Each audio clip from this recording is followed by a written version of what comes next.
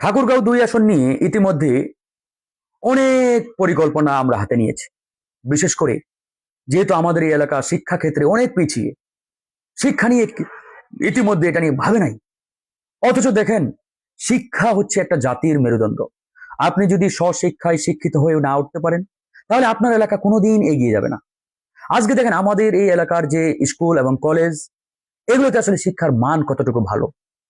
আমি দেখেছি অনেক স্কুলে শিক্ষক থাকে না, এমন স্কুল আছে একজন ছাত্রও নেই। অনেক স্কুল কিংবা মাদ্রাসা ইতিমধ্যে বন্ধ হয়ে গেছে। একটাই মাত্র কারণ, এই স্কুল কলেজগুলোতে ভালো মানের শিক্ষা আমরা দিতে পারি নাই, শিক্ষা পদ্ধতি চালু করতে পারি নাই।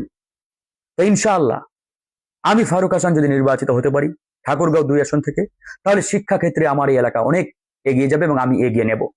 এখানকার প্রত্যেকটা স্কুল কলেজ মাদ্রাসায় মনিটরিং সেল হবে, যাতে করে প্রত্যেকটা শিক্ষক প্রতিদিন স্কুল এবং কলেজে যান এবং ভালোভাবে পাঠদান করেন। ছাত্রদের জন্য মনিটরিং সেল থাকবে, তাদের প্রত্যেক মাসে প্রয়োজনে পরীক্ষা এবং তাদের যে বিভিন্ন রকম আপনার মেধা যাচাইয়ের নানা রকম উপায় আছে, সেগুলো ইনশাআল্লাহ আমাদের এই এলাকার প্রতিষ্ঠানগুলোতে বাস্তবায়ন হবে। পাশাপাশি আমি চাই আমাদের প্রত্যেকটা প্রতিষ্ঠানে কর্মমুখী একটা আলাদা সেল গঠন করতে।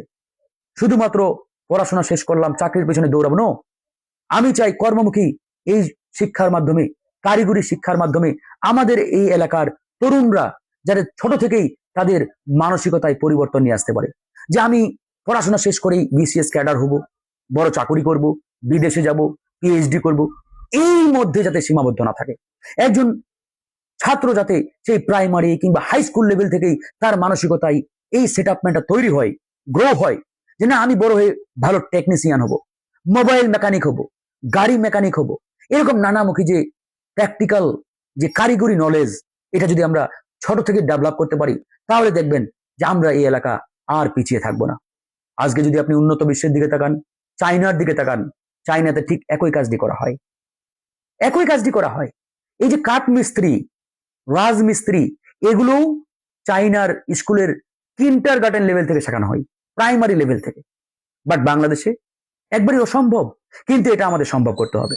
ইনশাআল্লাহ আমি ফারুক হাসান, আপনাদেরই সন্তান, এটা আমি বাস্তবায়ন করেই দেখাবো যদি আল্লাহ আমাকে তৌফিক দেয়। ভালো থাকবেন, আল্লাহ হাফেজ।